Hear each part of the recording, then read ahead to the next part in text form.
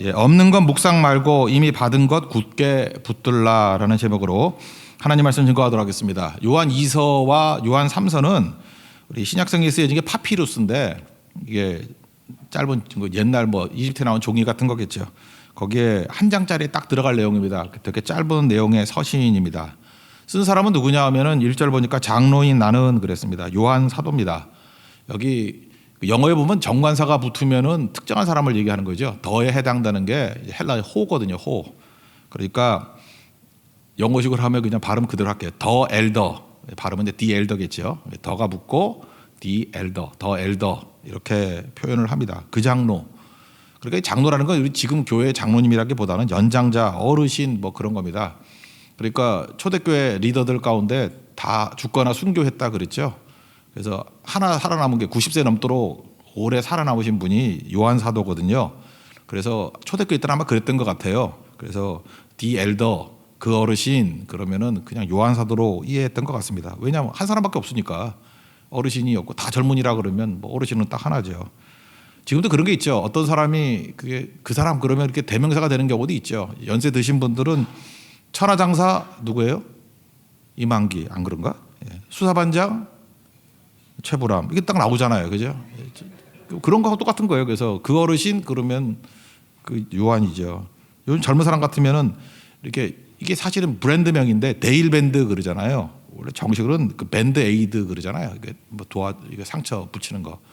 근데 약국 가서도 밴드 에이드 그러면은 알아듣지만 쳐다보죠. 잘난 척 더럽게 하네 뭐 이런 거 그죠? 예, 그냥 데일 밴드 달라 그러면 딴 브랜드도 주고 막 그러더라고. 예, 데일 밴드. 그 다음에 스카치 테이프도 3M에서 나오는 상표명이죠. 스카치 테이프라는 상표명이고 원래 의미는 원래 그 상품명은 셀로판 테이프잖아요. 근데 셀로판 테이프라고 그러면 저도 잘 모르겠어요. 잘 안 쓰는 것 같아요, 그죠? 그냥 어딜 가나 스카치 테이프 달라 그래도 뭐 우리 국산도 주고 막 그러잖아요. 그런 거라고요. 그래서 장로, 그래서 그 장로, 그죠? 그 장로 그럴 때는 요한 사도다 이렇게 이해할 수 있다는 것입니다. 수신하는 사람은 누구냐 하면 부녀와 그의 자녀들. 아마 어떤 요한 사도하고 좀 친하게 지냈던 어떤 가정이 있었던 것 같아요. 그 어떤 연세 드신 어머니뻘 되는 자매님과 부녀와 그의 자녀들에게 쓴 개인적인 편지다. 이게 되게 중요한 거죠. 왜냐? 한 사람에게도 관심을 갖잖아요. 그러니까 지극히 작은 한 소자에게 관심 갖는 게 기독교니까 요한 사도가 한 사람에게 깊은 관심을 갖더라는 것입니다. 사실 누가복음하고 사도행전도 의사 누가가 그 데오빌로라는 한 사람을 위해서 쓴 거잖아요. 그죠? 사실은 보면 다 읽긴 읽지만 데오빌로에게 내가 썼다. 사도행전은 지난번 썼던 것 같이 한 번 더 쓴다. 이러면서 그 이후의 일들을 쓴다 그러지 않습니까? 그러니까 한 사람에게 집중하는 것이 사실은 모든 사람들에게 유익이 될 수 있는 성경이 되더라. 우리도 그래야 된다는 거예요. 슬럼프에 빠질 때는 뭐냐면 인류를 사랑한다 그러면 슬럼프에 빠지는 거예요. 인류를 어떻게 사랑해요? 옆에 있는 형제 자매를 사랑한다. 그게 힘든 거지. 그죠? 그래서 구체화시킬 필요성이 있다라는 것입니다. 요즘에 우리가 그 가정 예배 드릴 때 우리 교육자들이 모여서 예배 드리는 것들을 이렇게 영상을 띄우고 그렇지 않습니까? 제가 그런 얘기를 했어요. 잠깐만 이렇게 너무 추상화되고 그러니까 그 앞에 어떤 특정 대상이 있다고 생각하면서 5분 내지 10분 동안 전도한다고 생각하면서 한번 설교해 보자고. 이렇게 안 믿는 사람이 있다 그러면 5분 안에 이렇게 전도해서 예수님을 소개할 수 있는 길. 아니면 낙심하고 좌절된 사람이 있으면 5분 안에 그 사람에게 새 힘을 얻게 만드는 거. 그래서 지난 월요일 날에는 뭐 그런 거 있어요. 미리 좀 시간을 주면서 인생의 짐이 무겁고 피곤하고 직장에서 상사에게 괴롭힘을 당하고 또 거기다가 이제 이 팬데믹으로 인해서 경제적으로 어려운 어떤 한 가장 그런 사람이 있다 그러면 그 사람에게 어떤 말씀을 줄 수 있나. 그때 목사님께서 이제는 견딜 힘조차 없는 분들에게 이렇게 제목을 삼아서 했더라고요. 그러니까 훨씬 와닿는 거죠. 그러니까 우리도 그렇습니다. 이렇게 추상화시키지 말고 구체적으로 앵글을 좁혀야 됩니다. 좁히고 시간을 줄여야 되고 그러면은 쓸데없는 거 다 빠져버리고 핵심이 뭔지를 깨닫게 된다라는 것입니다. 저는 요한 2서가 그런 의미라고 생각을 해요. 어떤 초대교회에 있던 한 부녀와 그 가족에게 개인적인 말씀을 증거하는 거 이게 큰 위로가 된다라는 것입니다. 2서 3서 다 강조하는 게 진리와 사랑이에요. 두 가지 축이 있어요. 이거 요한 1서에 나오는 주제잖아요. 진리는 예수님이죠. 진리와 사랑. 그러니까 예수님이 기준되는 거죠. 진리는 다 예수님이라고 해석하면 되잖아요. 진리와 사랑.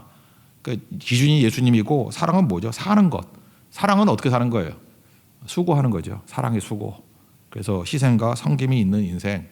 그래서 기준이 예수님이고 사랑으로 살라 이 두 가지인데 지금 여기 부녀니까 이게 편견이 아닙니다. 원래 남자보다 여성들이 강점이라고 말하면 강점이죠. 감정이 강점이죠. 감정적이고 따뜻하고 또 희생 잘하고 이런 거 잘하잖아요. 그래서 사랑은 그렇게 크게 강조하지 않아요. 이미 네가 갖고 있다 이렇게 접근을 하고 이게 감정적이다 보니까 약점이 뭐예요? 이렇게 좀 이성에 약하고 그 다음에 기준 진리에 좀 약할 수 있죠. 그래서 오히려 이렇게 잘못된 가르침 이단이 와가지고 유혹할 때 이 부녀와 그 자녀들이 넘어질 가능성이 크다. 그래서 이서에서 강조하는 것은 진리의 진리. 진리 안에 굳건하게 서기를 원한다. 그거를 말해주고 있다라는 것입니다. 그래서 사랑에 관한 거는 뭐 사랑과 진리는 1절, 2절, 3절에 보면은 진리, 사랑 이게 뭐 3번씩 전체는 4번씩 나옵니다. 한번 읽어봅시다. 1, 2, 3절 시작. 장로인 나는 택하심을 받은 부녀와 그의 자녀들에게 편지하노니 내가 참으로 사랑하는 자요 나뿐 아니라 진리라는 모든 자도 그리하는 것은 우리 안에 거하여 영원히 우리와 함께 할 진리로 말미암음이로다. 은혜와 긍휼과 평강이 하나님 아버지와 아버지의 아들 예수 그리스도로부터 진리와 사랑 가운데서 우리와 함께 있으리라. 계속 강조하죠. 진리, 사랑 이렇게 두 가지를 강조하고 있다라는 것입니다. 진리가 뭡니까? 예수님으로 해석하면 된다 그랬죠. 요한서신, 요한복음, 요한서신 다 그래요. 그러니까 진리는 게 예수님으로 바꾸면 거의 다 맞아요.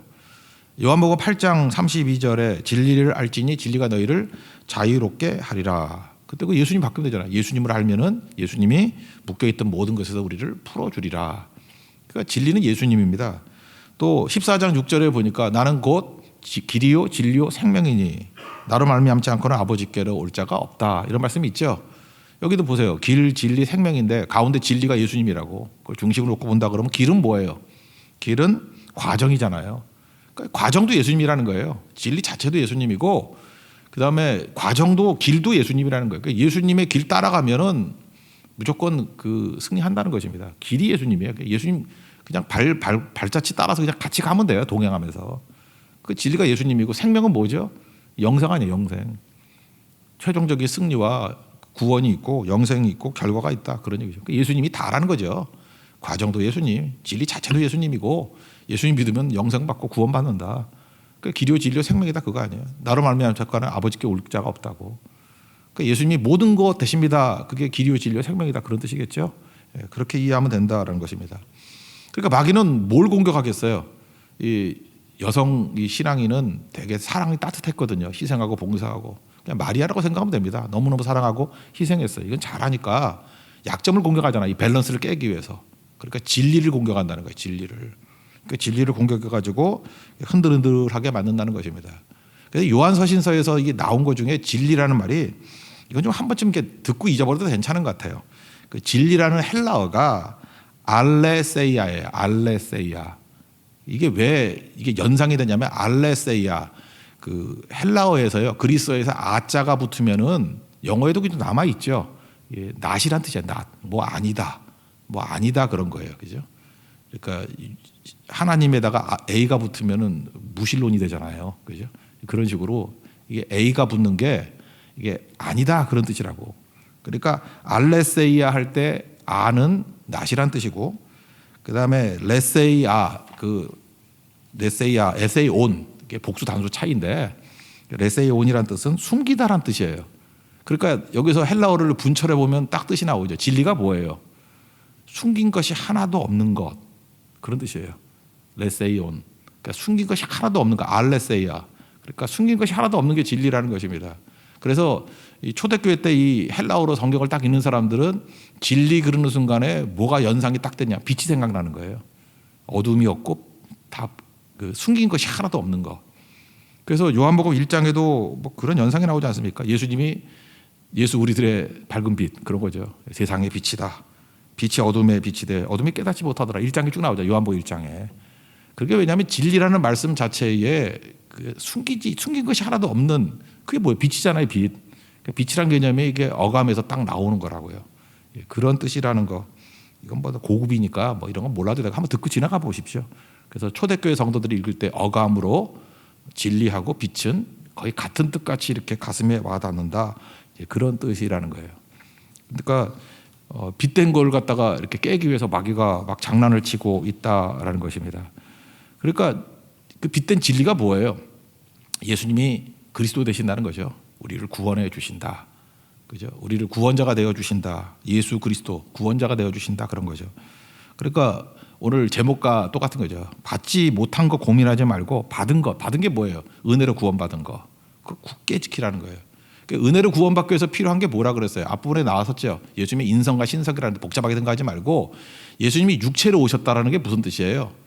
인간으로 오셨다는 뜻이잖아요. 인간으로 와야 가능한 게 뭐죠? 우리 죄를 대속할 수 있다. 대신 얻어 터질 수 있다고. 그러니까 인간이 되셔야. 그래서 육체로 오셨다라는 건 뭐냐 하면 무조건 대속자로 오셨다 그런 뜻이에요. 근데 그걸 부인해버리고 그러면 딴 거 찾겠죠. 그러니까 뭐예요? 우리의 예수가 그리스도 되심을 부인하는 것. 동의어가 뭐예요? 예수가 육체로 오심을 부인하는 것이다. 그렇게 얘기하는 거죠. 그거 꼭 붙들어야 된다는 거예요. 예수님이 구원자 되신다. 예수님이 은혜로 우리에게 구원을 주셨다. 이거 놓치면 절대로 안 된다는 거죠. 그래서 에베소서 2장 8절 보니까 그 은혜에 의하여 믿음으로 말미암아 구원을 받았으니 너에게서 난 것이 아니고 하나님의 선물이라고. 그러니까 뭐 딴 거 아니에요. 구원의 핵심이 뭐예요? 예수님이 십자가 지셔서 은혜로 말미암아 우리를 구원해 주셨다. 그거 놓치면 절대로 안 된다. 그래서 히브리서 2장 1절에다 보니까 들은 것을 더욱 유념하여 흘러 떠내려가지 않도록 하라. 그러니까 잠깐 새로운 거 하려고 그러지 말고 가장 중요한 거 하나가 뭐예요? 은혜로 구원받았다는 거예요. 예수가 그리스도라는 거예요. 구원자 되신다는 거예요. 이거 절대 놓치면 안 된다 그런 거죠. 그런데 그 부녀들, 여자분들이 기초를 다 놓쳐버리고 잠깐 속는다는 거예요. 그죠? 왜냐하면 사랑이 가득하다 보니까 뭐 예수님이 구원자 되신다는 것은 당연한 거니까 잊어버려버리고 그냥 엉뚱한 거로 잠깐 빠진다는 거예요. 그러니까 그런 거 조심하라. 진리를 놓치면 안 된다 그런 얘기예요. 진리를 놓치면. 이 정도 설명 될 것 같아요. 7절 읽겠습니다. 시작. 미혹하는 자가 세상에 많이 나왔나니 이는 예수 그리스도께서 육체로 오심을 부인하는 자라. 이런 자가 미혹하는 자요 적그리스도니. 그러니까 육체로 오심을 부인했다. 이게 뭐래? 예수님이 그리스도이심을 부인한다. 구원자이심을 부인한다. 뭐 그런 거 똑같은 거죠. 우리의 대속자, 죄값을 치르시는 대속자가 된다는 것을 부인한다. 은혜로 구원받는 것을 부인한다. 그래 예수님이 구원자 되심을 부인하는 거예요. 그러면 아무것도 아니다. 그런 뜻이죠. 그러니까 이건 그럼 그 다음에 이런 일이 왜 벌어지느냐 한번 상상을 해보세요. 우리 처음 예수 믿을 때 예수 이름으로 말미암아 구원받았다 딱 그래요. 근데 여자분들은 사랑이 많잖아. 사랑이 많으니까 당연히 구원받은 것은 이제 믿어요. 그러고 난 다음에 마귀가 슬슬 와가지고 우리 욕망을 자극해. 욕망이 뭐냐 하면은 자녀들 사랑하잖아요. 엄마들이 특별히 자녀들 잘 돼야 돼 뭐 이런 거라고. 자녀들 문제 가지고. 그래서 사랑으로 포장된 집착 같은 게 나온다고. 비춰지면 안 돼. 구원 받았으니까 그걸 싹 잊어버려. 이제는 자녀들이 잘 돼야 돼. 자녀들이 잘 되기 위한 것이 집착이 돼버린다고. 그래서 어디로 가버리냐면 이게 육체의 정욕, 안목의 정욕, 이생의 자랑 이렇게 가버려요. 처음 걸 잊어버리고. 이게 제일 위험하다는 거예요. 감정적인 신앙의 위험성이 그거라고. 지금도 그래요. 이렇게 진리의 말씀 처음에 다 믿다가 당연하다고 하면서 다 잊어버려요. 그리고 나중에는 믿지 않는 사람과 똑같이 돼버려. 마귀에게 속아가지고 진리는 다 떠내려 버려버리고 이제는 욕망에 사로잡혀서 욕망대로 사는 인생이 된다라는 것입니다. 그 집착 아니냐. 그게 무슨 사랑이라고 그러죠. 본인은 다 망치는 거 아니에요. 다 망치는 거. 뭐 지난 주간인가 그 토픽에 한번 나왔대. 베트남 하노이의 어떤 명문 고등학교 학생이래. 아버지가 공부를 얼마나 베트남도 공부 엄청 강요하는가 봐. 그래서 그 거실에다가 CCTV를 해놨더라고. 지독하게 공부시킨 것 같아요. 그랬더니 아들이 아버지한테 욕 먹더니만 베란다에 나가서 의자에 앉아있대. 거기 비디오로 찍어놨다고 CCTV에. 그리고 아버지한테 뭐 베트남어니까 그랬대요. 아버지 그 노트에 쓴 거 읽어보라고. 그래서 아버지가 노트에 쓴 거 읽어보라고 할 때 뛰어내려버린 거예요. 내용이 뭐예요? 뭐 그런 거겠죠. 뭐 아버지 너무 달달 볶아가지고 나 살고 싶지 않아. 그 얼마나 괴로웠으면 그런 일이 벌어졌겠어요. 그러니까 막 기겁하는 것들이 있죠. 그 인터넷 찾아봐. 그 지난주 코디가 있어요. 그거 베트남 하노이 명문 고등학교 뭐 CCTV 뛰어내리 뭐 이런 거 치면 나와요. 이거 보면서 내가 마음이 아프더라고. 이게 바로 뭐예요? 그 아버지는 사랑이라 그랬을 거 아니야. 잘 되라고. 집착이지 그게 뭐 사랑이야. 근데 이게 크리스찬으로 대입해도 별로 틀리지 않아요. 예수님의 구원이 제일 중요하다 그래놓고 그거는 이제 따놓은 당상이야. 확보된 티켓이야. 그래놓고 난 다음에 세상과 똑같이 돼버린다니까요. 사랑으로 포장된 집착. 다 망쳐버리는 거죠. 그 마귀가 그렇게 유혹한다는 것입니다. 요한 2서에서 되게 중요한 주제라고요. 예수님이 구원이라는 거 이거 놓쳐버리고 엉뚱한 데로 가가지고 세상과 달라질 게 뭐가 있느냐. 이게 마귀가 우리를 속이는 거다. 미혹하는 자가 속이는 거다. 이게 적그리스도다. 그러니까 이게 와닿는 얘기죠. 그러니까 미혹은 은혜를 망각하는 것, 그리고 구원의 은혜를 잊어버리는 것, 그런 거라는 것입니다. 그래서 항상 우리가 어떻게 살아야 되냐면 구원의 은혜로 구원받았다는 걸 잊지 않고 살아가는 거예요. 그래서 은혜가 크면요 고백도 큽니다. 은혜가 크면 고백도 커요. 이런 게 뭐가 있을까 생각해 보니까 제가 신학교 다닐 때 이제 친구 목사님이 계세요. 저보다 나이는 한 5살 많으신 저기 형님이었는데 하여튼 신학교 동기였어요. 동기였는데 이분 성격 되게 좋고 그래요. 착하신 분이에요. 근데 이분에게 되게 그 럭키한 일들이 벌어졌는데 그 자기 동네에 있는 할아버지를 잘 돌본 거예요. 너무너무 잘 돌본 거예요. 그냥 신학생으로 잘 돌본 거예요. 참 훌륭한 분이죠. 잘 돌봤더니 이 할아버지가 돌아가시면서 감동을 한 거야. 감동을 너무 많이 받아가지고 그렇게 부자인지 몰랐는데 알고 봤더니 빌딩을 갖고 있는 분이었어요. 근데 그 빌딩을 변호사 불러다가 그때 전도사님한테 이게 유산으로 남겨준 거예요. 빌딩 뭐 지금식으로 하면 얼마쯤일까? 내 느낌 그래. 지금식으로 한 100억 정도 되는 것 같아. 막 그쯤 되는 빌딩이었던 것 같아. 빌딩 한 10층 정도 된 거였는데 뭐 더 가는지도 모르겠어요. 약간 좀 시골이었기 때문에. 근데 그런 정도 시골이 하면 정확히 말하면 부천이거든요. 옛날에 시골이었어요 거기. 하여튼 그 정도였거든요. 그래서 저한테도 막 보여주고 막 그랬어. 근데 이제 문제가 뭐냐면 아들이 있었어요. 아들이 이제 불효자인데 아버지가 얼마나 미웠으면 아들한테 안 주고 거기 아들 줬겠어. 그래서 아픈데 찾아오도 안 오고. 그래가지고 이 소송에 걸려가지고 이게 옥신각신 하고 막 그랬다고. 그러고 난 다음에 하여튼 이겼어요 이분이. 그 뭐 이렇게 써놓은 게 정확해야 된다 그래서 뭐 조금 주고 뭐 거의 얻게 됐던 걸로 기억이 납니다. 근데 은혜죠 일종의 은혜 엄청 받은 거죠. 그 가난한 신학생이 뭐 그런 빌딩 받았으니까. 이 전도사님이 특징이 뭐냐면 이후부터 예수는 증거 안 하고 할아버지만 증거하고 다녀. 내가 예수님 자랑하는 거 많이 못 봤어. 뭐 말만 하면 그냥 그 할아버지 훌륭한 분이고 할아버지가 나한테 은혜를 베푸셨다. 내가 전체 좋게 보는 거야. 나쁘게 보는 게 아니고 은혜가 크면요 자랑하게 돼 있어요. 이게 웬일이에요, 그죠? 엄청난 은혜잖아. 이거 은혜가 뭐예요? 값 없이 자격 없이 이렇게 받는 거 아니에요? 이유 없이 받는 거. 그러니까 아들도 있는데 이렇게 받았잖아요. 진짜 이거 이런 일이 벌어지니까 하여튼 그 형님은 계속해서 그 할아버지 얘기만 하는 거예요. 나쁜 뜻 아니에요. 좋은 의미로. 그리고 뭐 좋은 일도 많이 하셨다고 내가 들었던 것 같은데 저는 거기서 하나까지 중요한 걸 깨달았어요. 은혜가 크면은 잠잠할 수 없구나. 고백하게 돼 있구나. 우리가 이거보다 뭐 비교할 수도 없겠죠. 예수님이 나를 구원해 주신 은혜를 구원해 주셨다는 거. 이게 크게 느껴지는 사람은요. 딴 소리 할 게 없어요. 예수님 은혜 외에 뭘 자랑할 게 있겠어. 나 같은 죄인을 예수님이 구원해 주셨고 그 크신 은혜 놀랍다고. 그러니까 뭐 찬양도 은혜만 찬양하는 거야. 은혜를 감당할 수 없고 은혜를 뭐 침묵할 수 없고 그런 거죠. 뒤집어 얘기하면 자기 이야기가 많다라는 건 뭐예요? 은혜가 없다는 뜻이에요. 은혜가 없으니까 자꾸만 자기 얘기하지. 요즘 시대가 그렇지 않습니까? 은혜가 사라졌다면 특징 중에 하나가 뭐냐면 SNS 같은 데 가보면은 다 자기 얘기만 하잖아. 내가 입은 옷, 내가 먹은 음식, 내가 갔던 곳. 그러니까 은혜가 없잖아요. 그거 쭉 보면서 느낌이 뭔지 알아요? 여러분 우리 크리스찬들은 SNS를 할 때도 은혜가 느껴져야 된다고. 근데 전부 다 나밖에 없어. 내가 먹은 음식, 내가 입은 옷, 내가 갔던 곳, 내가 즐거웠던 거, 내 주변에 있는 잘 나가는 사람들 거기서 보이는 게 뭐예요? 엄청난 인본주의, 교만, 나중심 그런 게 보이잖아요. 물론 SNS에 그럴 수는 없겠지만 혹시 있다 그러면 그 안에서 은혜가 보여야 된다고. 은혜가 뭐예요? 은혜가 크게 은혜 받은 사람은 자기 얘기 안 해요. 그 은혜 주신 분 얘기를 하지. 날마다 고백이 그거예요. 내가 이런 은혜 때문에 여기까지 왔다. 이 은혜 때문에 내가 이렇게 서 있게 되었다. 지금 그 얘기를 하는 거예요. 은혜로 구원받던 게 진리 아니에요. 진리. 그 진리 안에만 머물러 있는 거예요. 그러니까 마귀에게 넘어지지 않는 거죠. 마귀는 은혜를 저버리게 만드는 거라고. 또 다른 말로 하면 진리를 저버리게 만들고 구원의 은혜를 아무것도 아니게 만들어 버린다라는 것입니다. 이거 속지 말라라는 거죠. 이거 좀 부연 설명해서 한 가지 더 얘기를 한다 그러면요. 요즘 지난 금주간에도 우리 장례식이고 그러지 않았습니까? 근데 어떤 우리 교회 말고 딴 교회 이제 장례식 얘기예요. 어떤 어머니 이야기입니다. 이것도 또 똑같은 것 같아요. 이분이 왜 이 가정이 승리를 했는지를 보여주는 게 뭐냐면 은혜로 구원받았다라는 이걸 절대 놓치지 않았기 때문에 그래요.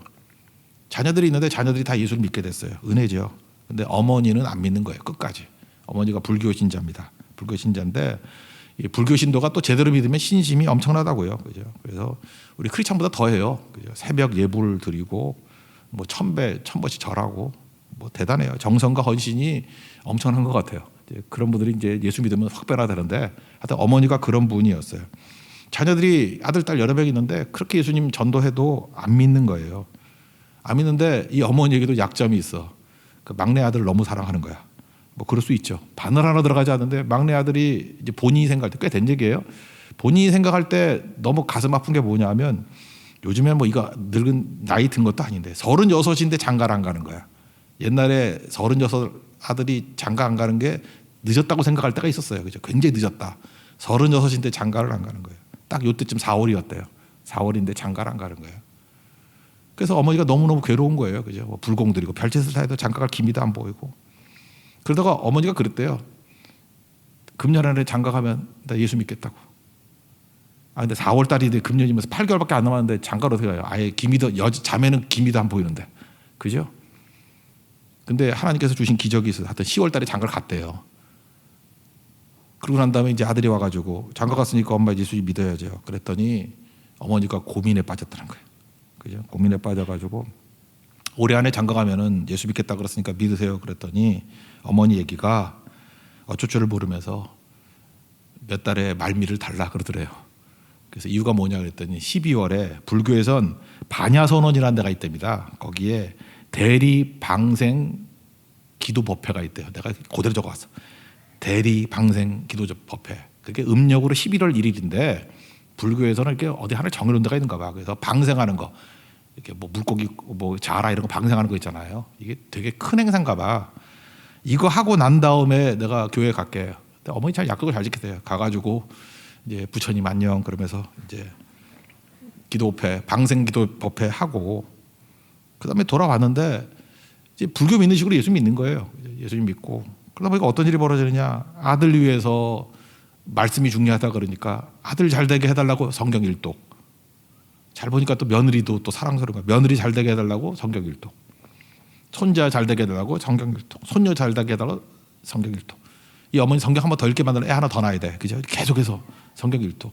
그러다가 이제 말씀을 깨닫게 된 거예요. 그러다가 다니엘서를 읽게 됐대요. 그러니까 다니엘이 뭐 핍박에도 불구하고 하루 3번씩 기도했다 그러죠. 창문 열고 예루살렘 향해서 나도 이렇게 해야 된다. 그래서 이 어머니가 말씀 그렇게 읽더니만 기도의 사람으로도 변화가 된 거예요. 하루에 1시간씩 하루에 3번씩.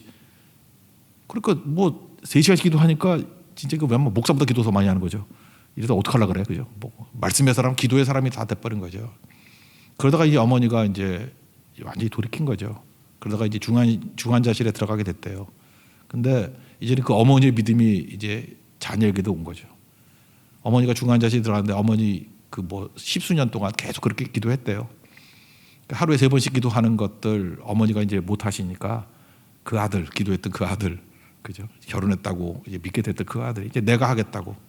그래서 아들이 그 시간 맞춰서 기도하더래요. 아침에 1시간, 점심 때 직장이니까 1시간까지 못 하지만 그래도 한 10분 정도라도 하고 또 저녁에 1시간.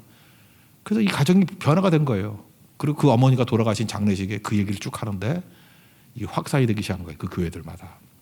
엄청난 거죠. 잘 보세요. 이 가정 딴 걸로 따진 거 아니에요. 예수 믿고 난 다음에 끝났다 그게 아니라 왜 이 가정이 승리했죠? 진리 하나 붙들고 거기서 한 걸음도 움직이지 않은 거예요. 은혜로 말미암아 구원받았다. 이거 한치도 움직이지 아니하고 끝까지 그걸로만 지키고 나간 거예요. 그러다 보니까 하나님께서 그 진리 안에서 어머니 변화시키게 만들고 진리 안에서 자녀들이 은혜받게 만들고 진리 안에서 그 교회들 전체 교인들까지도 전체 은혜의 확산이 일어나게 되잖아요. 이게 넘어지지 않는 거죠. 우리 요한 2서가 보여주는 게 그거예요. 구원받았다. 이제 다 끝났다. 그러고 난 다음에 안심하고 난 다음에 다시금 사랑이란 미명하에 욕망 따라가면 이게 마귀가 쓰는 미혹이라는 거예요. 이게 적그리스도라는 거예요. 우리가 넘어가는 거라. 그 넘어가지 말라 그 얘기입니다. 지금 따뜻한 사랑이 있고 부녀들 이 가정이 아마 요한을 잘 섬겼던 것 같아. 브리스가 아글라 부부가 사도 바울과 함께 동역했던 것 마찬가지예요. 요한 사도에게 이름은 모르지만 이 가정이 되게 잘 섬겼던 것 같아. 흔들리지 말고 아줌마 진리 떠나면 안 돼요. 그죠? 예수가 육체로 오신 거, 이 은혜를 구원받았다는 거 놓치지 말고 든든하게 서 있기를 원합니다. 라고 고백하더라는 것입니다. 우리에게도 주는 귀중한 말씀이죠. 절대 타협하지 말고 진리 안에서 흔들리지 않으면 하나님께서 거기서 이렇게 살을 붙여나가면서 전체를 다 변화시킬 수 있는 은혜 가운데 서게 된다는 것입니다. 진리가 기준입니다. 기준 놓치지 마십시오. 그리고 사랑 안에서 영혼들을 살려낼 수 있는 우리 하나님의 종 되기를 바랍니다. 근데 이 진리를 흔드는 게 뭐예요? 이렇게 거짓하는 게 이단들이죠. 그래서 단호한 얘기가 나와요. 이단이 오면은 인사도 하지 말고 문도 열어주지 말고 속지 말라는 거죠. 그거 하나 읽어봅시다. 10절 11절 읽겠습니다. 시작. 누구든지 이 교훈을 가지지 않고 너에게 나아가거든 그를 집에 들이지도 말고 인사도 하지 말라. 그에게 인사하는 자는 그 악한 일에 참여하는 자임이라. 우리가 사랑이라는 미명하에 다 만나잖아요. 만나는데 어떤 사람을 만나면 영적으로 안 좋은 사람들 있죠. 자꾸 만나지 말라는 거예요. 이게 뭐냐면 이게 초대교회도 그런 게 있는데 이게 믿음을 떠난 사람이 있어요. 그럼 친하잖아. 친했는데 자꾸 만나면 그 사람이 원하는 게 뭐겠어. 교회 안 되는 거 원하지. 안 된다는 소리 들으면 기뻐하고 안 된다는 정보 넣어주고 뭐 그럴 거 아니에요. 그런 거 교제하지 말라는 거예요. 여기는 굳이 이단이란 것보다도 이 교회를 흔들거나 이게 관계를 깨는 그런 만남 왜 하니 그런 얘기예요. 이런 거 교회 망하기를 원하고 안 되기를 원하는 사람 잠깐 왜? 딱 만나보면 알잖아 이 사람. 교회를 잘 되기를 원하는지 안 되기를 원하는지 왜 만나는 거예요? 연락도 하지 말고 단호하게 끊어버려라. 그런 얘기죠. 그리고 또 하나 요즘같이 이게 팬데믹 시대에 요즘에 뭐 비대면이라는 얘기가 나오는데 여기 대면이라는 얘기가 나와요. 대면. 진짜 사랑은 만나는 거지 비대면으로 무슨 놈의 사랑을 하냐. 그래서 초대교회가 아니라 그 구약에도 보면은 1년에 3차례 명절 때마다 예루살렘에 올라가는 거죠. 그버려 희생하고 섬기는 게 그 자체가 예배라는 거예요. 그 에디오피아 내시가 그 왕복 3,000km 그 대가를 치르면서 예루살렘에 예배하러 내려갈 때 하나님께서 빈손으로 안 보냈다 그랬죠. 그 사역 잘하는 빌립 집사를 끌어다가 만나서 축복하고 보내게 만들잖아요. 하나님은 예배하는 자 절대 빈손도 보내지 않습니다. 희생 치르면서 예배드리는 성도에게 어떻게든 하나님께서 은혜 부어주셔요. 능력을 부어주신다고. 그 얘기를 하는 거예요. 그러니까 비대면 이런 소리 하지 말고 대면해라. 그래야 기쁨이 있는 거 아니냐. 그런 말씀이 나오죠. 12절 읽겠습니다. 시작. 내가 너에게 쓸 것이 많으나 종이와 먹으로 쓰기를 원하지 아니하고 오히려 너에게 가서 대면하여 말하려 하니 이는 너의 기쁨을 충만하게 하려 함이라. 대면하려 그러잖아요. 얼굴 만나는 거. 이게 좀 너무 심한 얘기인지 모르지만 혹시 그 비대면 예배 너무 좋아하는 분이 있다 그러면 내가 이렇게 한번 얘기하고 싶어요. 평생 사랑 비대면으로 해라.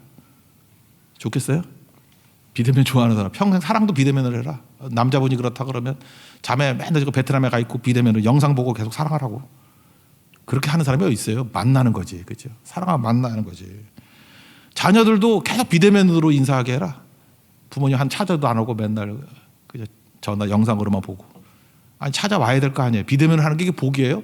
비대면 주로 그 감옥에 들어갔을 때 비대면을 하던데 아니면 요양원 들어가 가지고 뭐 이렇게 만나지도 못하게 하던데 그게 복이에요?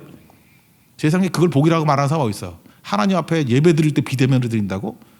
할 수 없으면 그건 보조적인 거지. 이게 보세요. 이게 만날 수 없지만 대면해야 만나기 원한다 그거 아니에요? 소망이 그게 돼야지 소망이. 편하다고 한다는 게 말이 되냐고요. 자녀들도 마찬가지고. 그러니까 이런 말도 안 되는 일을 하지 말라 그런 거겠죠. 그래서 예배는 희생입니다. 희생이 깃드는 거예요. 마리아가 향유를 깼을 때 예수님이 뭐라 그래요? 그거 귀하게 보잖아요. 에디오피아 내시가 희생했을 때 그 귀중하게 보잖아요. 마리아에 대해서 뭐라고 얘기해요? 이 복음이 전파되는 곳에는 이 여자가 행한 일도 기억될 것이라고. 여러분 기억하십니다. 하나님이. 뭐 이거 놓치지 말고 잘 붙드는 믿음의 종 되기를 바랍니다. 그리고 마지막 이 가정에 대해서 축복을 하는 것 같은데 이거 오해가 있을까 봐 한번 13절 읽어보세요. 13절 시작. 택하심을 받은 내 자매의 자녀들이 내게 문안하느니라. 여기 내 자매 그랬더니 저도 얼핏 보니까 4명의 자매인지 알았어. 그게 아니고 four sister가 아니라 your sister. 그러니까 너의 자매, 너의 자매의 자녀들. 여기 자매가 부녀겠죠. 어떤 믿음 좋은 아줌마. 그의 자녀들이 내게 문안하느니라. 무슨 얘기예요? 이 부녀가 있는데 이 부녀에게 아마 자녀들이 여러 명 있었는데 집에도 있고 지금 요한 옆에서도 섬기고 있는 것 같아요. 그래서 여기 있는 자매들도 안부를 잘한다. 그러니까 뭐예요? 굉장히 친하게 지냈던 그런 가정이었던 것 같죠. 나이가 90이니까 그 90이 넘었으니까 아마 여러 세대가 섬겼던 것 같아요. 그래서 우리도 사랑을 나눌 때 이런 게 있었으면 좋겠어요. 이름은 밝히지 않았지만 어떤 부모님 세대, 또 자녀 세대, 손자 세대까지도 잘 섬기는 거. 뭐 그런 사람이 누가 있을까 했더니 뭐 어떤 우리 권사님 계시잖아요. 김우미 권사님 있으면 아들 뭐 승준이, 애들 뭐 이나 생각 이나 인서, 막내 누군지 모르겠다 이름이, 뭐 인모겠지. 하여튼간에 그런 애들 이렇게 3대에 걸쳐 가지고 이렇게 교류를 나눌 수 있겠죠. 오래 살면. 내가 오래 살고 싶지도 않지만 오래 살고 싶은 건 딱 이거 하나예요. 한 4대가 다 모여가지고 4대를 다 이렇게 목회해봤으면 좋겠다라는 생각이 들기도 하고, 요한이 그랬다는 거예요. 요한이 그런 따뜻한 어떤 가정과 교류를 나눴던 그런 요한의 편지 속에서 따뜻함을 느낄 수 있겠죠. 우리 가정들이 이런 축복과 은혜가 넘쳐나는 우리 하나님의 거룩한 가정 되기를 축원합니다. 자리에서 일어나겠습니다. 은혜 찬양하겠습니다.